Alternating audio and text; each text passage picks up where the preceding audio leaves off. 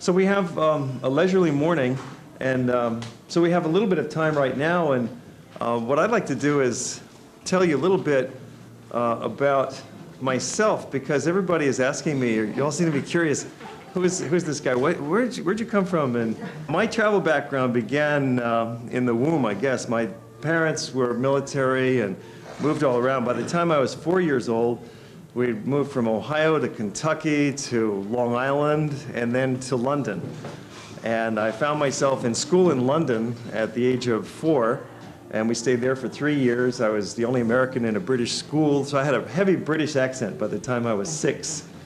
And then I lost it by the time I was 7 because we moved to California for 2 years, and then back to Long Island, where I went through school, 4th grade through high school.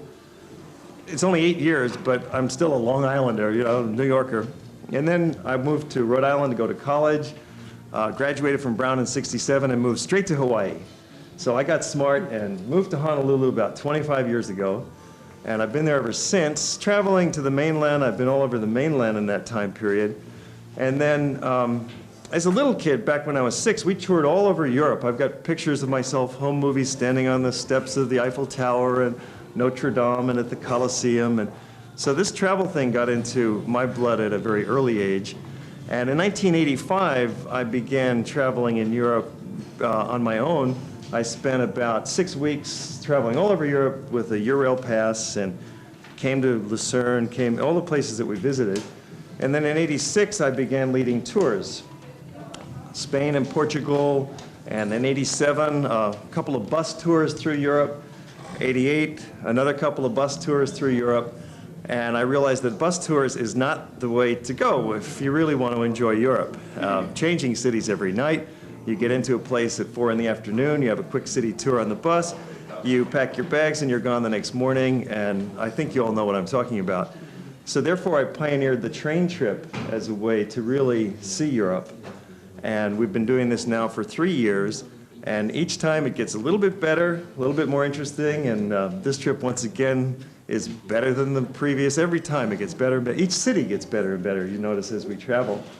And along the way, I've learned a lot about art history, just from my own interests. As a little kid growing up in New York, we'd go to the museums all the time and study. I read the books, I shoot the pictures, I listen to the local guides, I explore a lot on my own, and I'm just personally fascinated with art history. And as a photographer, I have an artistic appreciation for these great works of art, for the buildings, and so I like to share that enthusiastically with you folks and help you understand the difference between the Renaissance and the Baroque and the High Renaissance and the Early Renaissance, the Gothic, the Byzantine, all of which we've seen on this trip so far. And that's my story. Thank you. Thank you very much.